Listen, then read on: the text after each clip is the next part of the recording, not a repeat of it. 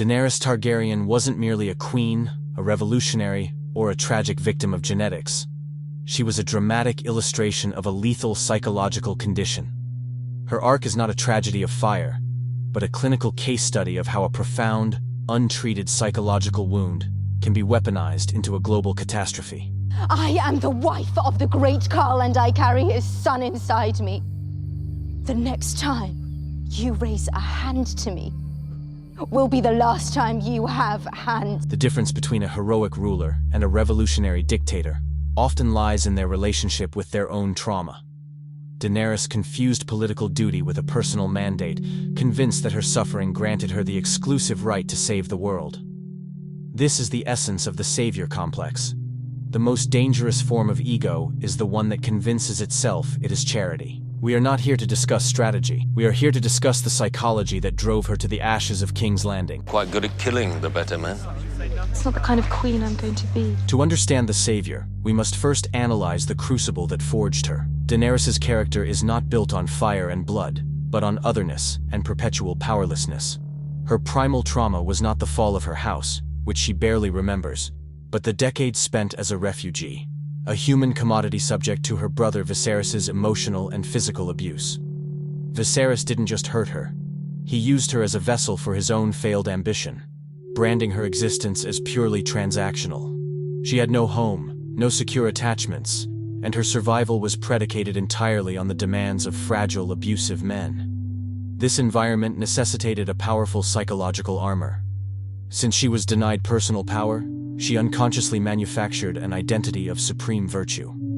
Her choice to become the breaker of chains, the Messiah archetype, is a textbook reaction formation. She had to replace the victim she felt herself to be with the most grandiose, transcendent identity imaginable, the world's liberator. Her desire to break the wheel is, initially, a profound act of displacement. She cannot save her own traumatized child self from the tyranny of her past, so she must aggressively sublimate that need by saving every slave in Essos. The political mission becomes an absolute necessity for her personal psychological survival. The world she seeks to conquer is merely the vast, indifferent reflection of the world that once abused her. I'm no ordinary woman. My dreams come true. I'm sorry, little princess. I am not your little princess. The transition from liberator to conqueror is where her savior complex morphs into a destructive political engine. This process can be cleanly dissected using two core psychological frameworks: Adlerian compensation and Jungian shadow theory. First, compensation. Daenerys arrives in Westeros carrying a crushing inferiority complex.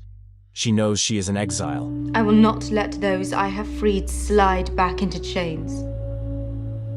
I will not sail for Westeros. What then? I will do what queens do. I will rule. An outsider with a terrifying family history, whose claim to legitimacy is seen as tenuous at best. Her relentless accumulation of dragons, titles, armies, and exotic allies are all grandiose compensations for this profound insecurity. She must prove her legitimacy through unprecedented displays of virtue and strength.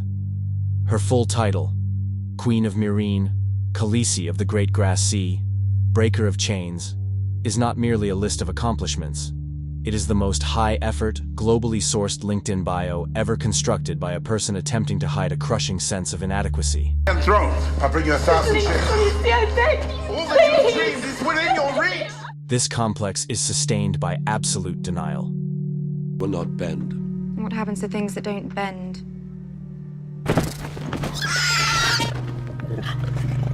The savior persona is a potent mask for the Targaryen shadow self, the vengeful, tyrannical, fire-obsessed megalomaniac. Her deep-seated desire for unchecked power, the will to power, is dressed up in the pure white robes of virtue. Every ruthless act of conquest is justified through the prism of benevolence. She is not taking, she is freeing. Misa, Godlo, Ingelere. She is not killing, she is dispensing justice. She sees her tyranny not as a flaw, but as a necessary form of charity. This leads to the unbearable paradox.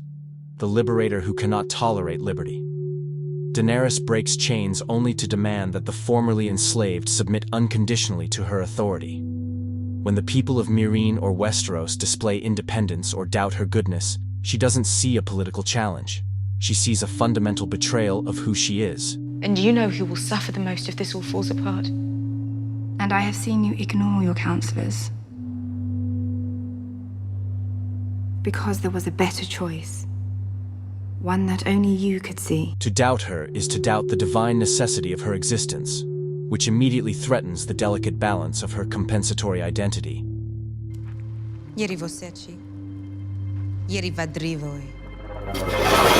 Her insistence on being universally worshipped, the Misa complex, means she cannot negotiate, compromise, or tolerate dissent.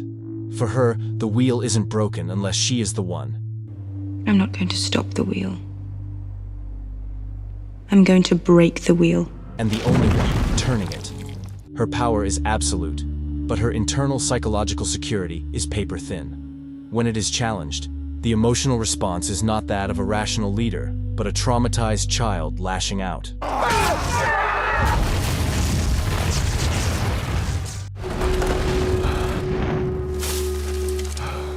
The final act of her tragedy is the moment the shadow self achieves total integration with the ego, culminating in the destruction of King's Landing. Her descent is triggered by a cascading series of psychological crises: the death of her dragon Rhaegal, the murder of Missandei, and most crucially, the emotional rejection by Jon Snow. Dracarys!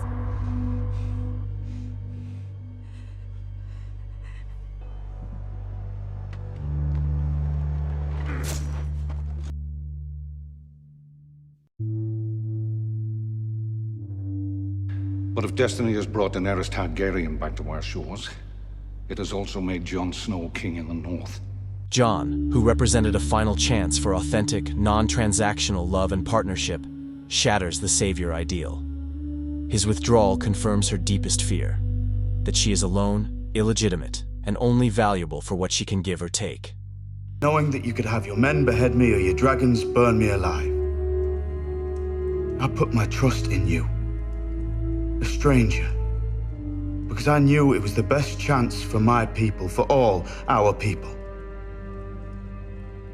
Now I'm asking you to trust in a stranger. This failure of the real world to meet her grand ideal is the pin that bursts the compensatory bubble.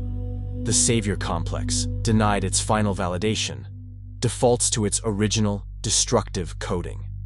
The goal is no longer to be loved. It is simply to be feared and obeyed. You use them to melt castles and burn cities. You're not different. You're just more of the same. A profound psychological regression back to the absolute power fantasy of a desperate exile. When the bells ring, signifying the enemy's surrender, Daenerys ignores them. Why? Because the war was never against Cersei. It was against the indifferent, cruel world that had traumatized her. The city's surrender is irrelevant. Saruti Ubridas! Sir! Daremi rosse istat! In va batolvi o viho beoldi darende! The complex demands total validation, and since the city refuses to rise up and adore her, it must be cleansed, punished, and made to submit through terror. In the end, Daenerys Targaryen did not conquer herself before attempting to conquer the world. Her story is a harsh lesson in self-knowledge.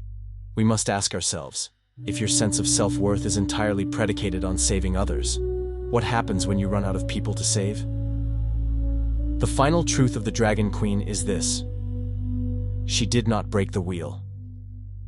She simply proved that the most dangerous form of ambition is the one that believes its own desire for power is a selfless act of universal charity. We could stay 1,000 years. No one would find us. We'd be pretty old.